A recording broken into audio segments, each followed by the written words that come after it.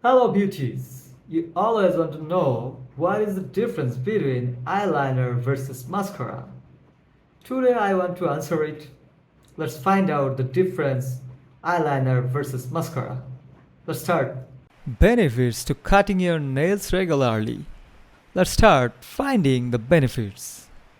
Prevention of infection, improved hygiene, reduced risk of injury, improved appearance. How often you should cut your nails depends on how fast they are grow.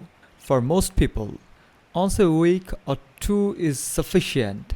However, if you have very fast growing nails, you may need to cut them more often.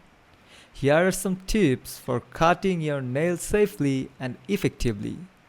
Use a sharp nail clipper or file.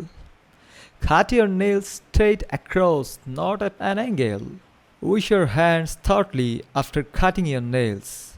By following these simple tips, you can enjoy the many benefits of cutting your nails regularly.